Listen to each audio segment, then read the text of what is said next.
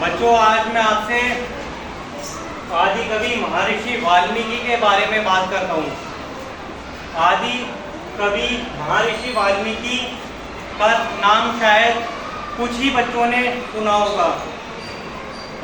अगर नहीं सुना तो मैं आज आपको बता देता हूँ कि आदि कवि महर्षि वाल्मीकि जो थे, उन्होंने हिंदी की महाकाव्य रचना रामायण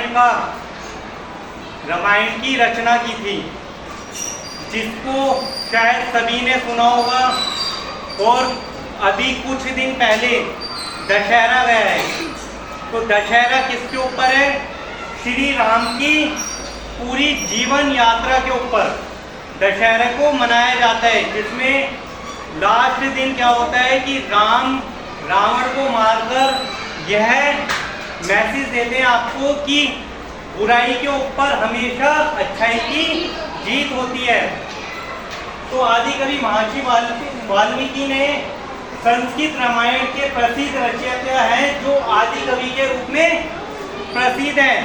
उन्होंने रामायण की रचना की और उन्हें आदि कवि इसलिए कहा जाता है क्योंकि आदि का अर्थ होता है प्रथम और कवि का मतलब होता है काव्य की रचना।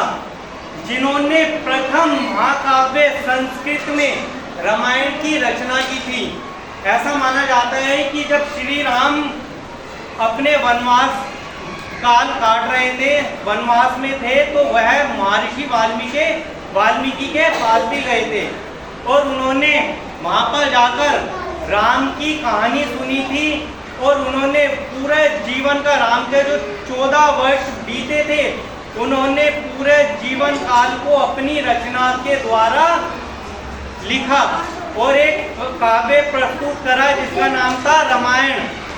रामायण में उन्होंने 24,000 श्लोकों में पूरे रामायण की रचना की। इसलिए प्रत्येक वर्ष वाल्मीकि जयंती भी मनाई जाती है। जैसे कि इस साल 2024 में वाल्मीकि जयंती 17 अक्टूबर 2024 को मनाई जाएगी और इस उपलक्ष्य में पूरे भारत में छुट्टी भी होती है।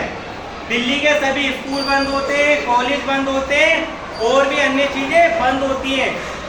इसलिए भगवान श्री राम की जितनी भी कथाएं, जितना भी हम सुनते हैं, दादी से, मम्मी से, जितना भी हम सुनते हैं, जितना भी हम देखते हैं, वो सब किसकी देन है? भगवान महर्षि वाल्मीकि की, जिन्हें आदि कवि महर्षि वाल्मीकि भी कहते हैं।